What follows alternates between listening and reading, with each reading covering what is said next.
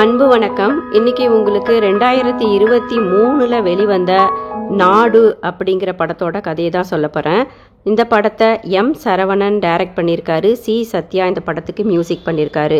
கொல்லிமலையில் வழி வழியாக வாழும் இந்த கிராமத்து மக்களுக்கு அங்கே விவசாயம், தேன் எடுக்கிறது, முக்கியமாக பட்டை, லவங்கம், ஏலக்காய் போன்ற மசாலா பொருட்களை உற்பத்தி செஞ்சு அவைகளை இந்தியா முழுக்க அனுப்புவதோடு தனியார் கம்பெனி மூலம் ஏற்றுமதியும் செஞ்சு வராங்க இந்த கிராமத்து மக்கள்.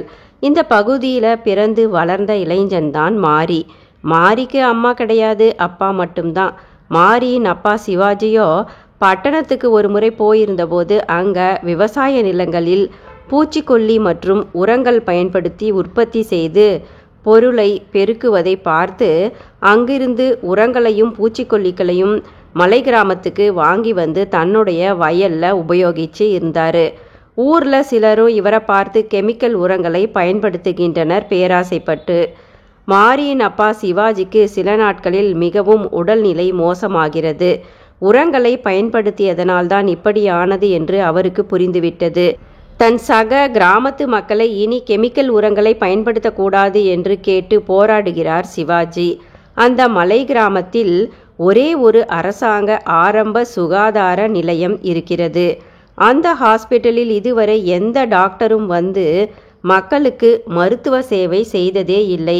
டாக்டராக கவர்மெண்ட் போஸ்டிங் அங்கே கிடைத்தாலும் எந்த டாக்டரும் இந்த கொல்லிமலை கிராமத்துக்கு வந்து பணி செய்வது கிடையாது. ஊரில் சிலர் பாம்பு, விஷ ஜந்துக்கள் கடித்து முதலுதவி செய்ய டாக்டர் இன்றி உயிர் இழந்து இருக்கின்றனர். வயதான நோயுற்றவர்கள் பலர் மருத்துவமின்றி இறந்து போய் உள்ளனர். கர்ப்பிணிகள், நோயாளிகள், கை கால் உடைந்தவர்கள் என்று உடல் பாதிக்கப்பட்டவர்கள் நீண்ட தூரம் மலையடிவாரத்திற்கு பயணித்துதான் மருத்துவம் பார்க்க வேண்டி இருந்தது. இந்த வளமான கிராமத்தினால் அரசாங்கம் வருமானம் ஈட்டினாலும் இவர்களுக்கு எந்தவித சலுகையோ, சரியான வசதியோ, போதுமான விளக்குகளோ, சாலை வசதியோ இல்லை. இந்த மக்களின் வாழ்வாதாரமே இந்த வளமான மலைதான். எனவே அவர்களாலும் வேறு ஊருக்கு சென்று புது வேலையை தேடிக்கொண்டு பிழைக்க முடியாத நிலையில் இருந்தனர். அந்த ஊரின் கலெக்டரிடம் தொடர்ந்து மாரி உள்ளிட்ட கிராமத்து மக்கள் தங்களது பகுதியின் பொது சுகாதார மையத்துக்கு ஒரு டாக்டரை போடும்படி கோரிக்கை வைத்து கொண்டே இருந்து வந்தனர். அந்த கலெக்டரோ ஏழையாக இருந்து கவர்மெண்ட் ஸ்கூலில் படித்து கோட்டாவில்தான் கடினப்பட்டு கலெக்டராக உயர்ந்தவராம். எந்த டாக்டரும் அந்த பகுதிக்கு வந்து மருத்துவம் பார்க்க தயங்குகிற காரணம் அவர்கள் எதிர்பார்க்கும் cinema theatre, mall, pizza, hotel, restaurant போன்ற நவநாகரிக வாழ்க்கை அங்கு இல்லை என்பதுதான். இந்த இயற்கையில் வாழ அவர்களுக்கு போர் அடிக்கிறதாம். ஒரு வழியாக அந்த கலெக்டரின் மகள் சோபனா என்ற இளம் பெண் கவர்மெண்ட் கோட்டாவில் அவளும் டாக்டருக்கு படித்து முடித்திருந்த காரணத்தினால் இந்த கொல்லிமலை கிராமத்தில் சுகாதார மையத்தில் கொஞ்ச நாட்கள் டாக்டராக பிராக்டிஸ் செய்ய சொல்லி கலெக்டர் தனது மகளை அனுப்பி வைத்து இருந்தார். வேண்டா வெறுப்பாக சோபனா அங்கே தன் பாட்டியுடன் வந்து தங்குகிறாள். ஸ்டைலான சோபனாவுக்கு அந்த கிராமம் உடனே கசந்தது. தன் கலெக்டர் தந்தையின் கட்டளைப்படி 1 மாதமாவது அங்கே சோபனா தங்க வேண்டி இருந்தது. டாக்டர் தங்களது கிராமத்துக்கு வந்திருப்பது மாரியின் அப்பா சிவாஜிக்கு ரொம்ப சந்தோஷம். தன் கிராமத்து மக்களை அவசரத்திற்கு காப்பாற்ற பெண் டாக்டர் வந்துவிட்டாள் என்று பூரித்து போகிறார் அவர். மாரியும் ஊர் மக்களும் மேலதாளத்துடன் டாக்டரை வரவேற்கின்றனர். எரிச்சலோடுதான் டாக்டர் சோபனா நோயுற்றவர்களையும் வயதானவர்களையும் கவனிக்கிறாள். அவளுக்கு அந்த கிராமம் போரடித்தது. உடனே சிட்டிக்கு போக அவள் துடித்து கொண்டிருந்தாள். டாக்டர் சோபனாவின் விருப்பங்களை அறிந்து கொண்டு அவளை அங்கேயே தங்க வைக்க படாத பாடுபடுகிறான் இளைஞன் மாரி. சில நாட்களிலேயே அவளது வீட்டில் அட்டாச்டு வெஸ்டர்ன் டாய்லெட், இன்டர்நெட் வசதி என்று வசதியான ஒரு வாழ்க்கைக்கு ஏற்பாடு செய்கிறான் மாரி. கிராமத்தில் விளையும் விளைச்சலில் உயர்தரமானவைகள் அனைத்தும் உடனே டாக்டரின் வீட்டுக்கு வந்துவிடும். டாக்டருக்கு நல்ல காஃபி, டீ, உணவு சமைத்து கொடுக்க ஆட்கள் அங்கே இருந்தனர். கிராமத்து மக்கள் அவளுக்கு பணிவிடை செய்ய அந்த பெண்கள் காத்து கொண்டிருந்தனர். சோபனாவை ஒரு மகாராணியைப் போல் மக்கள் பார்த்து கொண்டனர்.